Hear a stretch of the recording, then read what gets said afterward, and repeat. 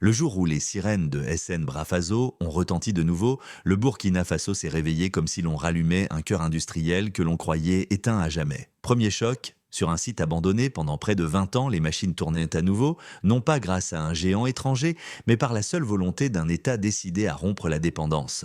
Deuxième choc, partout dans le pays, une même question s'imposa des marchés de Ouagadougou au cours de Bobo Dioulasso. Comment ce que l'on disait impossible est-il devenu réalité en si peu de temps? Troisième choc, enfin, le plus profond. Derrière cette inauguration se lisait une déclaration silencieuse adressée aux monopoles et aux anciennes puissances, un message qui disait ceci. Lorsqu'un peuple décide de se tenir debout, rien ne peut l'arrêter, et aucune frontière ne peut retenir la marche d'un pays qui se réapproprie son destin. Pour le citoyen burkinabé, SN Brafaso ne représente pas seulement une nouvelle bouteille sur l'étagère, mais la preuve tangible qu'un pays longtemps tenu à l'écart des grandes routes industrielles peut reprendre la main sur ce qu'il consomme et sur ce qu'il produit. Derrière chaque cuve remplie, il y a des champs de maïs, de mil, de sorgho qui cessent d'être de simples matières premières, bon marché, exportées à l'état brut, pour devenir des produits jus finis portant la signature du pays. Pour les ouvriers, c'est la fin de la fatalité des machines d'arrêter. Pour la jeunesse, la possibilité de se projeter dans des métiers industriels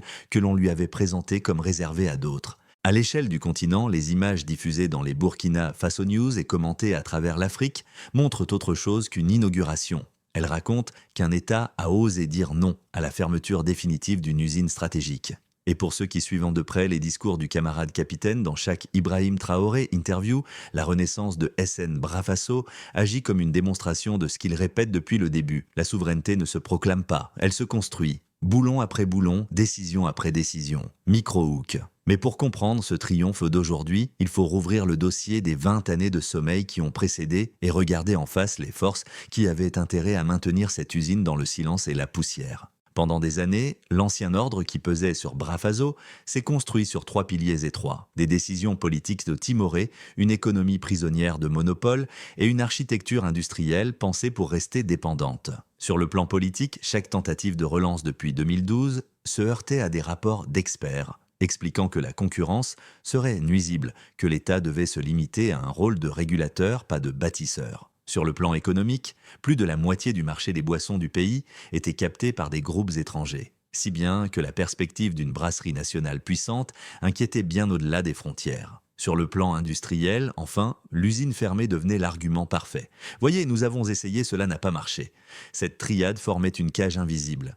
Pourtant, dans les chiffres, un autre récit apparaissait. La consommation annuelle de boissons augmentait, les importations explosaient et des milliers d'emplois potentiels restaient à l'état de ligne dans des études jamais appliquées. Dans les villages proches du site, les habitants voyaient chaque jour les bâtiments vides comme une cicatrice ouverte. Beaucoup se souvenaient encore de la période où Brafaso faisait vivre des familles entières. Et lorsque les premiers discours d'Ibrahim Traoré Burkina Faso commencèrent à dénoncer les usines mortes comme des preuves de la domination économique, certains comprirent que cette histoire n'était pas qu'un échec passé, mais un champ de bataille à venir que l'on relia bientôt à d'autres séquences sur Ibrahim Traoré Burkina Faso diffusées à travers le continent. Mini cliffhanger, et c'est au moment où ce diagnostic devint collectif que le nom de Traoré fut associé pour la première fois à la résurrection de Brafaso. Lorsqu'il arriva devant le dossier complet de l'ancienne brasserie, le camarade capitaine Ibrahim Traoré comprit immédiatement que Brafaso était bien plus qu'une entreprise en ruine. C'était un test grandeur nature de ce que pouvait être la souveraineté économique d'un État africain au XXIe siècle. Deux trajectoires se dessinaient alors avec une netteté presque brutale. La première menait vers la continuité prudente, celle que prônaient certains partenaires extérieurs et une partie de l'élite économique locale. Laisser l'usine en sommeil, accepter quelques compensations financières, préserver des relations harmonieuses avec les monopoles en place. En échange, le pays garderait la stabilité, mais resterait dépendant de produits importés, de crédits conditionnés et d'un récit où l'on répète que l'Afrique ne peut pas produire ce qu'elle consomme. La seconde trajectoire, plus abrupte, consistait à rouvrir SN Brafaso en la plaçant au cœur d'une stratégie industrielle nationale, assumer le risque de froisser des intérêts puissants et affirmer que le Burkina n'accepterait plus d'être un simple marché captif. C'était un chemin semé de menaces, de campagnes médiatiques annoncées, de pressions diplomatiques probables. Mais c'était aussi le seul qui permettait de rendre sa cohérence au discours de rupture porté depuis les débuts du processus révolutionnaire. Autour de Traoré, les avis divergeaient, Certains mettaient en garde contre les représailles possibles. D'autres insistaient sur le fait que l'usine pourrait devenir un gouffre financier si elle n'était pas gérée avec rigueur. C'est dans ce contexte que le capitaine formula une phrase que plusieurs témoins rapportent encore et qui a depuis circulé comme une maxime dans bien des discussions. Si nous avons peur de produire pour nous-mêmes, alors pour qui gouvernons-nous? Cette ligne, digne d'une Ibrahim Traor interview mais prononcée loin des caméras, résumait le dilemme. Micro-hook. Au moment précis où le gouvernement s'orientait vers la relance, une note confidentielle remonta pourtant signalant que certains acteurs extérieurs s'activaient déjà pour freiner le projet. On évoquait des promesses de crédits alternatifs, des contrats de fourniture à condition de renoncer à la brasserie nationale. Face à ce chantage à peine voilé, Traoré choisit la voie la plus risquée. Refuser les offres faciles et tout miser sur la capacité du peuple burkinabé à reconstruire lui-même son outil industriel. À partir de cet instant, chaque réunion technique prit des airs de conseil de guerre. Chaque plan de financement fut scruté comme une carte de bataille. Les ingénieurs parlaient de débit, de cuves et de chaînes d'embouteillage pendant que les stratèges politiques voyèrent déjà les conséquences régionales d'une réussite ou d'un échec. On savait que si SN Brafaso renaissait vraiment, d'autres secteurs oseraient exiger le même traitement et que la question de la dépendance ne pourrait plus être enfermée dans des rapports confidentiels. Le premier étage de cette marche commença le jour où les équipes techniques entrèrent pour de bon dans l'enceinte de l'ancienne usine. Les images filmées discrètement montraient des hangars vides, des lignes couvertes de poussière, des bouteilles oubliées comme des fantômes d'une production interrompue. Pourtant, derrière chaque machine silencieuse, les ingénieurs voyaient déjà le potentiel d'une renaissance. On dressa des plans détaillés, ce qui pouvait être réparé, ce qui devait être remplacé,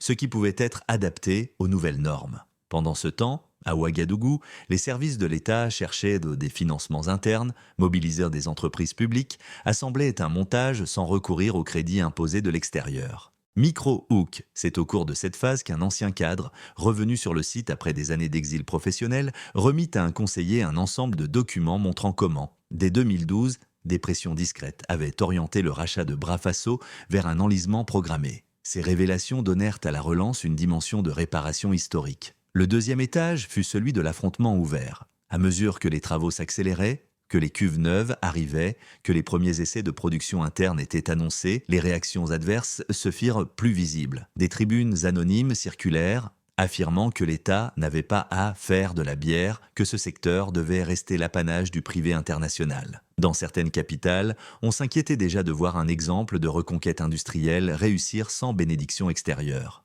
Au Burkina même, quelques voix s'employèrent à dépeindre le projet comme une diversion face aux défis sécuritaires, mais sur le terrain, les ouvriers voyaient la réalité inverse. La reconstruction de SN Brafaso redonnait un sens au mot « avenir ». Lorsque la date symbolique du 4 mars 2024 fut choisie pour lancer officiellement les travaux de réhabilitation, la dynamique devint irréversible. Ce jour-là, le message adressé au peuple était clair : nous n'attendrons plus que d'autres, construisons pour nous. Dans les jours qui suivirent, le rapport interne circula dans un cercle restreint de responsables, provoquant des réactions mêlées de colère et de détermination. Certains y virent la preuve qu'il fallait avancer coûte que coûte, d'autres prirent enfin la mesure de ce que signifiait concrètement le mot « ingérence économique ». Sur les chantiers, on ne connaissait pas tous les détails, mais on en percevait la portée. Les ouvriers disaient que si on nous a empêchés d'ouvrir, c'est que cette usine compte vraiment. À ce stade, chaque mur qui se relevait, chaque tuyauterie raccordée, devenait une réponse silencieuse à ceux qui avaient planifié la mort industrielle du pays. Et plus les structures se dressaient, plus il devenait clair que l'inauguration ne serait pas seulement une coupure de ruban, mais le premier acte d'un récit plus vaste, celui d'un Burkina décidé à reprendre la main sur ses propres clés de production. Dans certaines réunions, des conseillers racontent que l'on sentait presque physiquement basculer quelque chose. On ne parlait plus d'un projet industriel, mais d'un engagement de souveraineté. Les syndicats commencèrent à se préparer à défendre l'outil avant même son ouverture, les agriculteurs anticipèrent déjà de nouveaux débouchés, et dans les quartiers populaires, on murmurait que si Brafaso revenait vraiment, alors peut-être que d'autres usines pourraient, elles aussi, renaître un jour. Lorsque la date du 25 novembre 2025 fut annoncée comme jour officiel de l'inauguration, le troisième étage de la marche commença, celui où la pression extérieure, intérieure et symbolique atteint son maximum. Les dernières semaines furent même menées à un rythme que beaucoup qualifièrent de révolutionnaire. Jour et nuit, entre la Chine et le Burkina, les équipes les coordonnaient, livraison, réglage, essais de production. Toute défaillance aurait été exploitée par ceux qui attendèrent le moindre faux pas pour proclamer l'échec du modèle.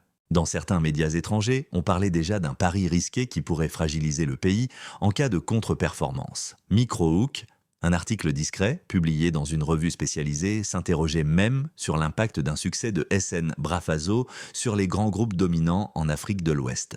À l'intérieur du pays, les tensions n'étaient pas moindres. Certains hommes d'affaires, liés depuis longtemps à des fournisseurs extérieurs, craignaient une recomposition du marché. Quelques responsables, plus prudents, redoutaient qu'en cas de problème, le projet soit retourné contre le gouvernement. Mais dans la population, un autre climat s'installait, celui de l'attente fière. Les églises, les mosquées, les concessions évoquaient l'ouverture imminente comme un signe que le pays reprenait souffle. Au soir, dans les maquis, on commentait les vidéos de chantier comme on suivrait les épisodes d'une série nationale. Puis vint le 4e étage, le moment historique de bascule. Devant les cuves alignées, entourées de travailleurs en tenue, le camarade capitaine prit la parole non seulement comme chef d'État, mais comme porte-voix d'un peuple qui avait refusé de voir son industrie enterrée. Il rappela la fermeture de 2008, le rachat, les blocages, les années perdues et surtout la décision de financer la Renaissance sans dette imposée. Il insista sur le fait que cette usine appartenait au Burkinabé et que ses bénéfices, ses emplois, son rayonnement devraient rester au service du pays.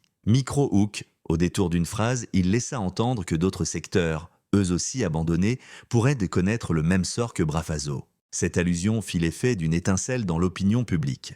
Car si une usine qu'on disait morte pouvait ressusciter, alors qu'est-ce qui empêcherait la résurrection d'autres outils industriels? Quand il prononça les mots « la patrie ou la mort, nous vaincrons » au milieu des applaudissements et des chants, beaucoup comprirent que SN Brafazo n'était plus seulement un site de production, mais un laboratoire de ce que pourrait devenir un Burkina réellement indépendant dans les faits et pas seulement dans les textes. Dans les heures qui suivirent, les premières dégustations confirmèrent que le pari n'était pas seulement politique, mais aussi technique. La qualité des boissons surprit même certains sceptiques. Des vidéos montrant des travailleurs brandissant les premières bouteilles firent le tour des réseaux, accompagnés de messages affirmant que « ce qui sort de ces cuves, c'est notre dignité liquéfiée ». Dans plusieurs capitales, des analystes notèrent que le lancement intervenait dans un contexte mondial tendu, marqué par les ruptures d'approvisionnement et les recompositions géopolitiques. Voir un pays comme le Burkina miser sur sa propre industrie, sans emprunter les chemins tracés par les institutions classiques,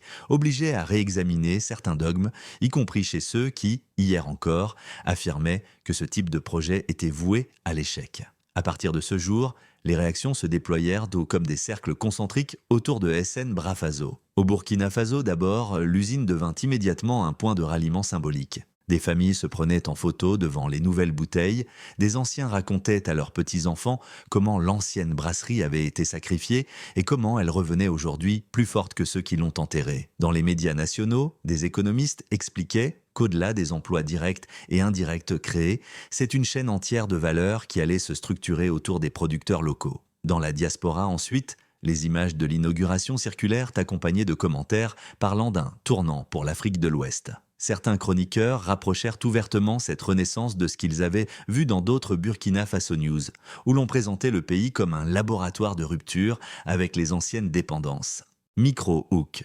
Un éditorial en Europe alla jusqu'à poser la question suivante: si un État comme le Burkina peut se réapproprier une industrie abandonnée, qu'empêche d'autres nations de faire de même?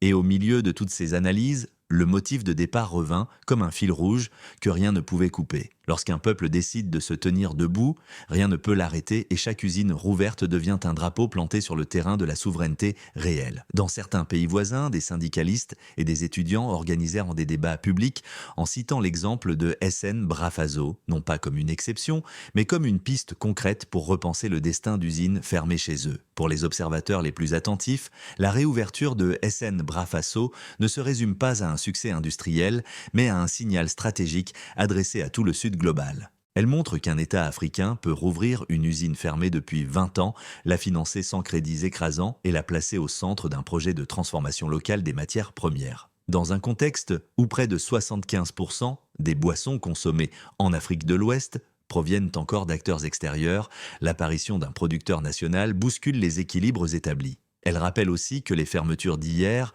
n'étaient pas toujours inéluctables, mais souvent le résultat de choix guidés par d'autres intérêts. Alors une question se pose, lourde d'avenir: SN Brafazo est-elle une exception ou le premier jalon d'un nouvel ordre africain où la souveraineté économique deviendrait enfin la règle. Et maintenant que les machines tournent, que les bouteilles sortent par milliers et que les toasts se lèvent au nom d'un Burkina qui produit pour lui-même, le motif qui nous accompagne depuis le début s'impose une dernière fois. Lorsqu'un peuple décide de se tenir debout, rien ne peut l'arrêter. Si cette histoire a touché quelque chose en vous, partagez-la avec un proche pour que le symbole de SN Brafaso dépasse les frontières du pays. Laissez un commentaire sur ce que signifie pour vous cette reconquête industrielle afin que votre voix rejoigne celle qui refuse la résignation. Et si vous voulez suivre d'autres récits où l'Afrique reprend en main ses outils, abonnez-vous pour être là lorsque le prochain chapitre commencera.